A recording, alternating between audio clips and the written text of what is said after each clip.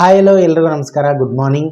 ಪ್ರತಿ ವಾರ ಒಂದಲ್ಲ ಒಂದು ಸಿನಿಮಾಗಳು ಬಿಡುಗಡೆ ಆಗ್ತಾ ಇರ್ತವೆ. ಅದರಂತೆ ಈ ವಾರ ಒಟ್ಟು 2 ಕನ್ನಡ ಚಿತ್ರಗಳು ಬಿಡುಗಡೆ ಆಗ್ತಾ ಇದ್ದಾವೆ. ಅದು ತುಂಬ ಜನಕ್ಕೆ ಕನ್ಫ್ಯೂಷನ್ಸ್ ಇರ್ಬೋದು, ಅಥವಾ ಗೊತ್ತಿಲ್ಲದೆ ಇರ್ಬೋದು, ಅಥವಾ ಮಾಹಿತಿಯ ಸದ್ದು ಸುದ್ದಿ ಇಲ್ಲದೇ ರಿಲೀಸ್ ಆಗ್ತಾ ಇರೋ ಸಿನಿಮಾ 2 ಸಿನಿಮಾಗಳು ಬಿಡುಗಡೆ ಆಗ್ತದೆ. ಇದ್ರ ಬಗ್ಗೆ ಗೊತ್ತಿಲ್ಲದೇ ಇರ್ಬೋದು. ಯಾಕೆಂತಂದರೆ ಟಾಕ್ಸಿಕ್. ಸೊ ಈಗ ಅಯೋಗ್ಯ 2 ಆಯಿತು, ಈಗ ಟಾಕ್ಸಿಕ್. ಈಗ ನೆಕ್ಸ್ಟ್ ಬರೋಂಥ ಸಿನಿಮಾನೇ ಟಾಕ್ಸಿಕ್ ಅಂತ ತುಂಬ ಜನ ಅನ್ಕೊತಾ ಇರೋದು. ಬಟ್ 2 ಸಿನಿಮಾಗಳು ಇವತ್ತು ಬಿಡುಗಡೆ ಆಗ್ತದವೆ. ಮೊದಲೇದು ಬಂದ್ಬಿಟ್ಟು ಚಾರ್ಜ್ ಶೀಟು, ಎರಡನೇದು ಬಂದ್ಬಿಟ್ಟು ಚಿಕ್ಕವರು ಕೋಣರಲ್ಲ.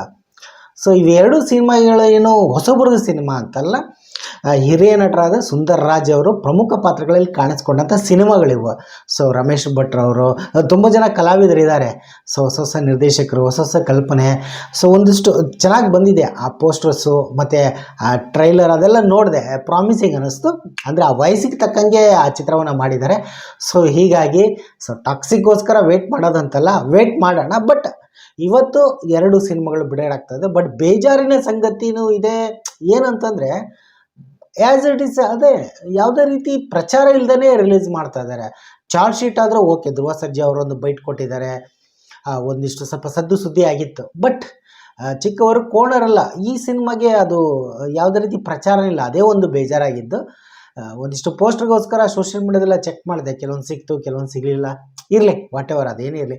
ಬಟ್ ನಾನು ಹೇಳೋದೇನೆಂದರೆ ಒಂಚೂರು ಸ್ವಲ್ಪ ಸದ್ದು ಸುದ್ದಿ ಮಾಡ್ಕೊಂಡು ಬಂದರೆ ಚೆನ್ನಾಗಿರುತ್ತೆ. ಈಗ ಸಿನಿಮಾ ನೋಡ್ತಾರೋ ಬಿಡ್ತಾರೋ ಅದು ಗೊತ್ತಿಲ್ಲ.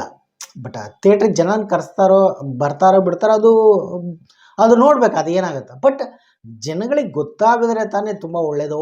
ಈ ವಾರ ಇಂಥದ್ದೊಂದು ಸಿನಿಮಾ ರಿಲೀಸ್ ಆಗ್ತಾಯಿದೆ ಅಂತ. ಇರಲಿ, ನಾನು ತುಂಬ ಚಿಕ್ಕವನು. ಬಟ್ ಏನಂದರೆ ಒಂದು ಸಿನಿಮಾ ರಂಗದ ಪ್ರೀತಿಯಿಂದ ನಾನು ಈ ಮಾತನ್ನ ಹೇಳ್ತಾ ಇರೋದು.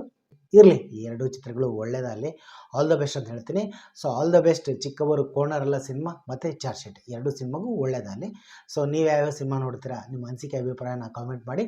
ಹಾಗೆಯೇ ಈ ಚಾನಲನ್ನು ಸಬ್ಸ್ಕ್ರೈಬ್ ಮಾಡಿ ಅಂತ ಕೇಳ್ಕೊತೀನಿ. ನಮಸ್ಕಾರ.